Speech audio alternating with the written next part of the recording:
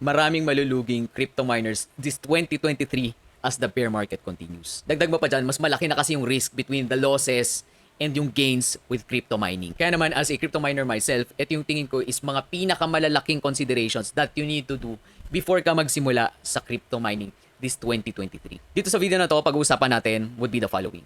One, ano ba yung nangyayari sa crypto mining bear market right now? Second is yung mga nangyari na historically. Okay, a few years back nung mga last na bear markets, ano ba yung nangyari for miners like us? Idadagdag ko na rin dito yung mga capital, equipments, yung lugar, and other things that you need to have before you start. Pati na rin yung mga expertise o mga software na kailangan mong malaman. Then on the last part ng video guys, ibibigay ko rin sa inyo yung opinion ko for someone that is looking to enter crypto mining. Una, ano ba yung na-experience natin na bear market sa crypto? Maraming factors yan. Una is yung pagbaba talaga ng halos lahat ng asset class for more than a year now. So alam naman natin yung nangyaring crash previously. Di ba alam naman natin halos lahat bumaba, di ba? Even yung mga commodities, even yung mga mahilig dito sa halaman, alam niyo yan, pandemic. Almost all businesses nakaramdam ng slowdown sa activity. Dagdag ba dyan, even the stock market, di ba? Saka yung mga foreign investment outflows away from the developing countries. Pero tingin ko one of the hardest hit talaga dito will be the technology stocks and syempre kasama na dyan yung crypto. Ngayon sa side naman ng mining guys, yung Ethereum which is yung most profitable coin previously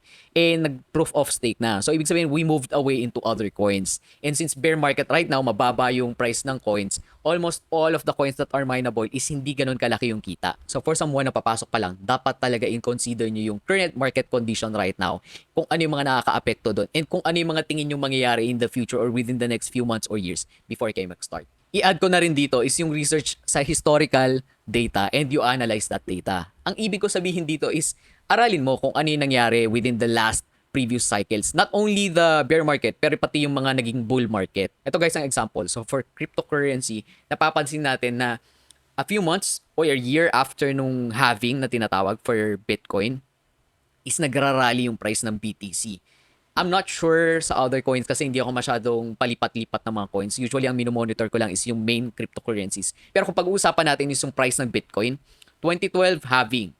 2013, 14, pataas. Nag-peak 2014, bababa ulit. So, almost 2 years after ng halving. And then, ang next na is 2016, nag-halving yung Bitcoin, tumaas na naman yan hanggang 2018. Tapos, nag-peak ng 2018, pababa na naman. Ang last naman natin guys is yung 2020. So for 2020, alam niyo na yun, so yung mga active sa cryptocurrency space dito, di ba? Umakyat siya pataas, dahan-dahan hanggang sa nag-peak ng 2022, then pababa na naman siya ulit. So yun yung ibig ko sabihin na kailangan aralin nyo yung historical data. Kasi alam naman natin, 2024, mag-halving na naman yung Bitcoin. Of course, I'm not saying na sigurado 100% magrarally yan. Pero I think between that time and yung next na all-time high na is gagalaw na naman paakyat. So with that, you also have to consider, di ba? Kung more or less sa tingin nyo kailan siya mangyayari, aantayin nyo na ba siya mangyayari, gusto nyo ba mag-start na siya beforehand, or gusto nyo talaga antayin na nangyayari na talaga muna siya bago kayo maglabas ng kapital. Of course, you also have to consider pag nangyari niyan, siguradong tataas na naman yung equipments that you need to start. So kumbaga yan yung titimplahin nyo. Okay, next, cost analysis naman tayo. Kasi hindi lang naman yung mining rig yung kailangan natin doon, di ba? So not only you have to invest doon sa mining rig mismo, nandyan din yung saan mo siya ilalagay, nasa kwarto ba siya, nasa bodega ba siya, anong space yung gagamitin mo. Sufficient ba yung cooling doon? Marami ba siyang bintana? Open air ba siya? Secure ba siya from thieves or pests or even water damage pag malakas yung bagyo? Dagdag mo na rin dito yung infrastructure. So, ibig sabihin ko dito is yung mga wirings mo ba maayos? Yung breaker, yung circuit breaker ng bahay nyo or ng facility mo maayos ba? Yung switches, yung operational expense nyo guys. Kasi andyan yung mag-monitor, merong magta-troubleshoot, merong magbabantay, di ba? Merong mga parts na pwedeng masira, kailangan palitan. Sino yung mag-aayos nun? I suggest na lahat ng ito guys, i-factor nyo dun sa costing ninyo before you jump in. Now, I know very tempting kapag nakikita mo na maraming kumita. Siyempre guys, kailangan kasama itong mga factors nito pagka nag-a-analyze kayo ng ROI ninyo. Next naman natin dito is yung projection ng rewards o yung kitaan sa mining rig. Kasi maraming factors yan. Kailangan natin i-consider dito is yung network difficulty and rewards. So, andyan yung gaano karami ba kayo nagmimina for a particular coin. Of course, kung maraming nagmimina, mas marami kayong maghahati, right? Second mo dito is kung ilan yung gumagamit, nag-utilize, or kung gaano ka-volatile yung coin. Kung lagi ba siyang tinitrade or ginagamit sa smart contracts. Kasi the more that you use that, the more na profitable. Like yung Ethereum, di ba, alam naman natin na para siyang langis ng blockchain. Talagang siya yung kadalasang ginagamit. Kaya naman ang taas ng income sa kanya before. And then yung third naman dito guys is of course yung price ng cryptocurrency na minimina ninyo. Kung gaano ba kayo katiwala na mag-a-appreciate siya as time goes by. So kung hindi ka man ganun kalaki yung tiwala for a particular coin, no? Maganda yung rewards, pero you're not confident na over the long term, talagang tataas yung value niya, you can shift naman into other coins. So for example, ako, kunwari nagmimina ako, Ethereum Classic, I don't think ganun kataas yung itataas niya during the bull run. Sa gusto ko lang i-hold is Solana or Ethereum or Bitcoin. So, yun yung ibig ko sabihin doon. You also have to plan out kung anong coins talaga yung tingin nyo is tataas. And pwede na naman i-shift yung earnings nyo to that coin or yun na lang diretsong coin na minahin ninyo. Next natin dito is yung flexibility and risk management. So, ang ibig ko lang sabihin dito guys, of course, hindi natin ma-predict, di ba, yung galaw ng merkado.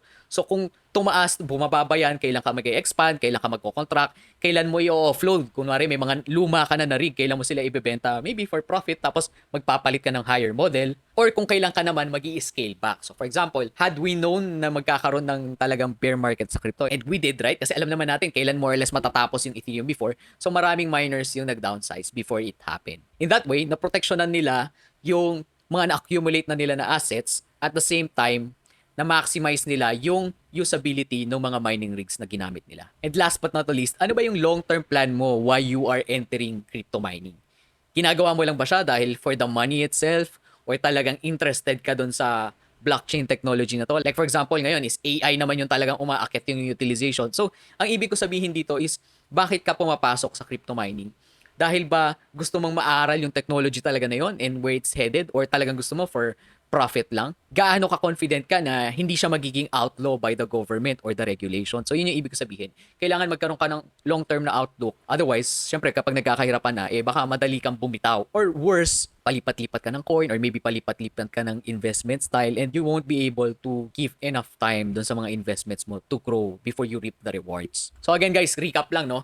Understand the bear market, understand kung ano yung nangyari sa history ng mga bull runs and bear markets na yan. Third is yung cost analysis, kung ano yung mga kailangan mong inputs o capital para dito. Fourth is yung projected rewards mo for mining itself. Yan, napakahirap talaga i-predict yan guys. Fifth is your flexibility and risk management through ups and downs. And then yung last is yung long-term vision mo. So kung pupunta tayo dun sa opinion ko for this one, for me, as long as you are aware dun sa potential niya and yung mga risks na involved, alam mo or kaya mong gumawa ng way para yung input mo is bumaba. Ibig sabihin yung capital, yung equipment, yung electricity, yung expertise mo, yung knowledge mo sa software, sa troubleshooting, kung kaya mong gawa ng paraan yan, mas mapapadali yung crypto mining for you.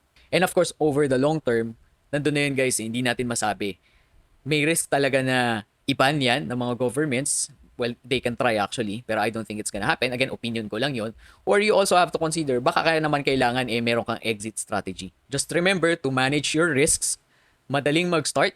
Okay, start small lang whenever I talk to people. Kahit computer lang yan, personal computer mo, gusto mong pag-eksperimentohan kasi halos lahat naman tayo doon nagsimula. And then if you really feel na this is for you and you want to scale or sa tingin mo paakyat na yung market, gusto mo mag-level up, then by all means, go ahead and do that by that time. And that's it for this video. I hope nakatulong to guys. And if it did, then yung next video natin is pag-uusapan naman natin yung mga miners na right now and ano yung mga pinakamalalaking mistakes na ginagawa nila and how to prevent. Salamat sa panonood. Don't forget to subscribe. If you have other questions, comment down below. You can message us on the links down below. If you want to start small and buy parts for your mining rig or for your computers, links down below as well. Chomak here and I'll see you in the next one.